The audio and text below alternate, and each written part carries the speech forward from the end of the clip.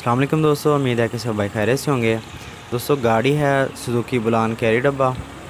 गाड़ी को करना है टोन अप। तो अभी स्कैनर लगाया हुआ है इसे। ये डिवाइस लगाई है आई केयर प्रो 4.0 चाइना की ये डिवाइस है। 5 से 6 हज़ार रुपये की ये मिल जाती है। जिन बंदों ने नया काम शुरू करना है उनके लिए ये बेस्ट है, क्योंकि ये सुजुकी, होंडा और टोयोटा सभी गाड़ियों को सपोर्ट करती है और डेटा स्ट्रीम की रीडिंग भी शो करती है। दोस्तों अभी स्कैनर पर रीडिंग वगैरह चेक कर लेते हैं, देखते हैं गाड़ी लीन चल रही है या रिच। तो आइडल पे गाड़ी का जो आरपीएम है ये है तकरीबन 900 950। क्लोजर डोप चल रही है गाड़ी। Engine temperature 76 degree Celsius. Short term इसकी 7% जमा में आ रही है, लॉन्ग टर्म इसकी शो नहीं हो रही। गाड़ी आइडल पे लीन चल रही है। इग्निशन टाइमिंग इसका तकरीबन 10-11 पे वेरी कर रहा है। इंटरकेयर टेम्परेचर इसका 52 आ रहा है। ऑटो सेंसर के वोल्टेज ठीक वेरी कर रहे हैं और टीपी सेंसर 0.74-75 पे एडजस्ट है।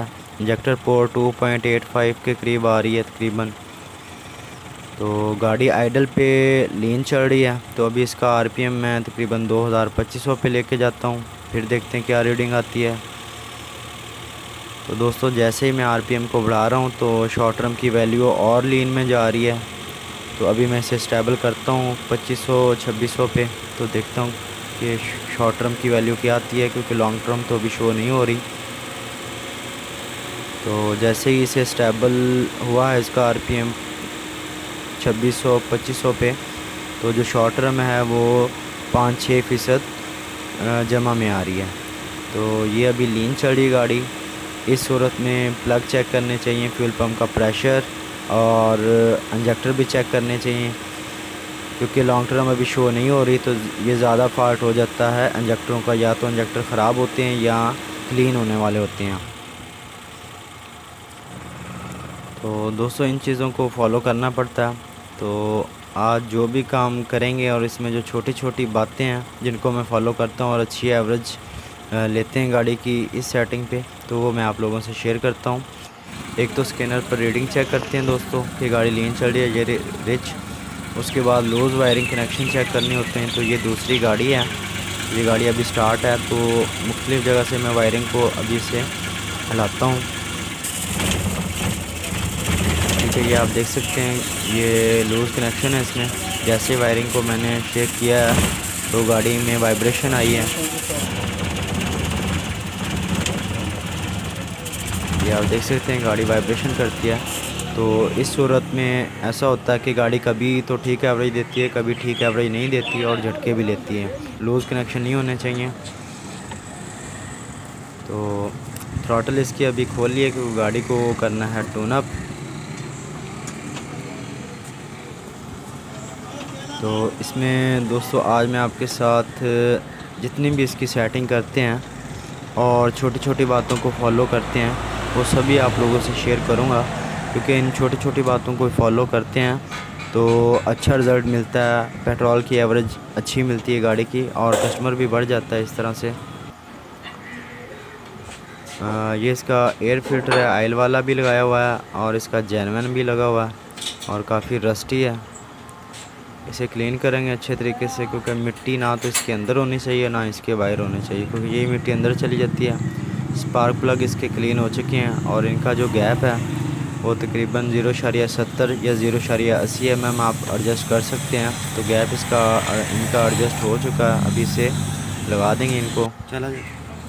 ऑक्सीजन सेंसर भी आप देख सकते हैं कि अभी क्लीन किया है, तो इसे भी लगा देंगे। और इसके बाद थ्रॉटल जो है उसमें भी छोटी छोटी चीज़ें हैं जो कि मैं आप लोगों से शेयर करता हूं, जिनको मैं फ़ॉलो करता हूं। दोस्तों ये थ्रॉटल क्लीन हो चुकी है, मैप भी, आइडल चोक भी। तो इसमें दोस्तों थ्रॉटल की जो चीज़ें थ्रॉटल में चेक करनी होती हैं वो मैं आपको दिखाता हूं कि इसमें ये थ्रॉटल के अंदर एक बारीक सा सुराख होता है।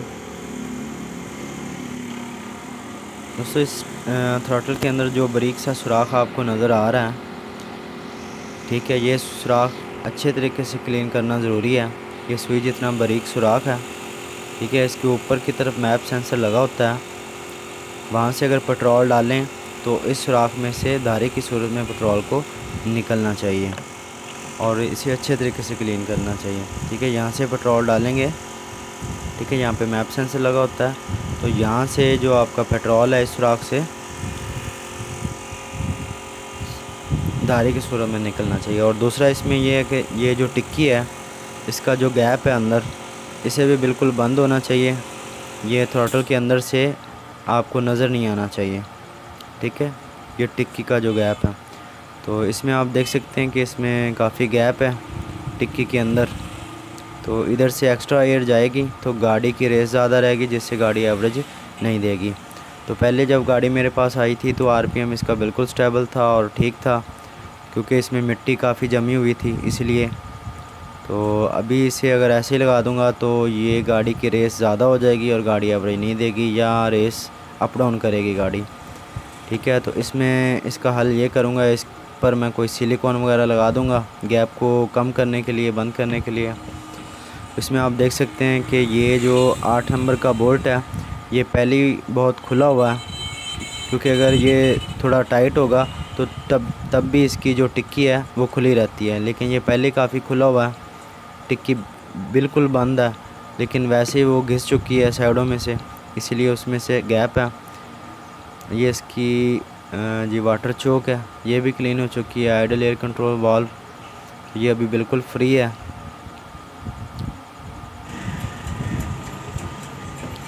ठीक है, ये इसका रिंग है, ये रिंग लाजमी होना चाहिए इसमें। ये रिंग नहीं होगा तो तब भी आपका आरपीएम स्टेबल नहीं खड़ा रहेगा, या तो ज़्यादा रहेगा कम रहेगा, ये गाड़ी रेस अप डाउन करेगी। तो आइडल एयर कंट्रोल वाल्व को भी जब आपने लगाना है तो इसको भी आपने इस तरह लगाना है कि एक तो रिंग होना चाहिए और दूसरा ये जो नाब आपको नज़र आ रही है इसकी। ठीक है, मैं अभी आपको दिखाता हूँ। इसे आपने जो आपकी एक्सीलेटर केबल जहाँ पे लगती है आपकी, ठीक है, ये जो नाब है आपकी ये एक्सीलेटर केबल की तरफ होनी चाहिए। उसके बाद आपने इसका सेंसर को सीधा करके लगाना है, तो इसकी एडजस्ट करने की ज़रूरत नहीं पड़ेगी आपको। ये तकरीबन 850 पे आरपीएम रखेगी अपना और गाड़ी रेस अप डाउन भी नहीं करेगी। ठीक है, ये जो नाब है आपकी मैं अभी आपको दिखाता हूँ किस तरह से लगाना आपने। ठीक है, इसे आपने इस तरह से कर लेना। ये जो नाब आपको नज़र आ रही है इसे आपने जो जहाँ पे आपकी एक्सीलेटर केबल लगती है उस तरफ रखना है और सेंसर को आपने इस तरह से ऊपर लगा देना है। इस तरह लगाने से जहाँ पे आप टाइट करेंगे तो इसे आपको एडजस्ट करने की ज़रूरत नहीं पड़ेगी, गाड़ी का आरपीएम भी आपका ठीक रहेगा। और यहाँ पे जो गैप आपको नज़र आ रहा है, ठीक है, ये भी नहीं होगा। अभी मैं इसे फिट कर लेता हूँ फिर आपको मैं दिखाता हूँ। तो दोस्तों आप देख सकते हैं कि जो इसमें गैप नज़र आ रहा था थ्रॉटल के अंदर से, उस पर मैंने थोड़ी सिलिकॉन लगा दी है, क्योंकि खरादिया नहीं है इधर। अगर खरादिया होता तो वो इस टिक्की को उधर से रिपेयर करवा लेते। मैप सेंसर, टीपी सेंसर और इसका आइडल एयर कंट्रोल वाल्व ये सभी फिट हो चुका है। और यहाँ पर आप देख सकते हैं कोई गैप नहीं है इसके अंदर में से।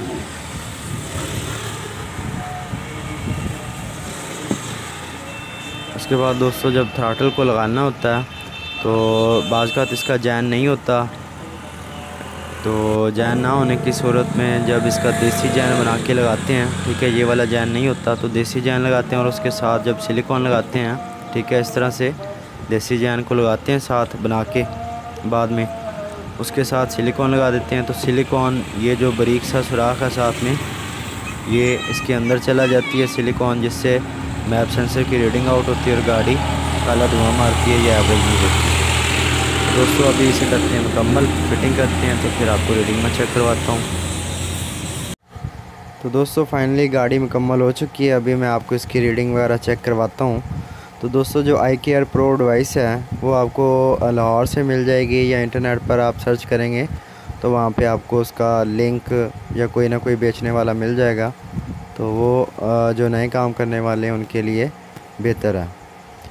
तो अभी दोस्तों इसकी रीडिंग वगैरह मैं सिलेक्ट कर लेता हूँ, आपको दिखाता हूँ कि गाड़ी में क्या बेहतरी आई है। उसकी जो लीन कंडीशन थी वो क्लियर हुई है या नहीं। इंजन आरपीएम 900 950, इंजेक्टर पल्स पे इसकी ज़्यादा आ रही है, 3 पॉइंट कुछ आ रही है। लॉन्ग टर्म शो हो चुकी है इसकी। ऑटो सेंसर की वोल्टेज वेरी कर रहे हैं। शॉर्ट टर्म भी इसकी आ रही है। Total fuel term -1.56%।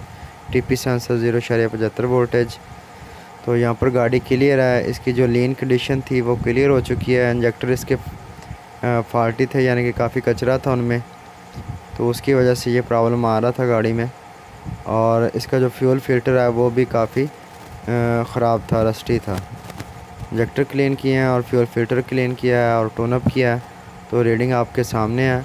Injector pulse with 2500 RPM पे भी अभी ज़्यादा है, तो क्योंकि गाड़ी अभी ठंडी है, तो जैसे जैसे टेम्परेचर इसका बढ़ेगा तो वैसे वैसे इंजेक्टर पल्स विद इसकी कम हो जाएगी। तो दोस्तों, अगर वीडियो अच्छी लगी है तो लाइक शेयर और सब्सक्राइब ज़रूर कीजिएगा और दुआ में याद रखिएगा।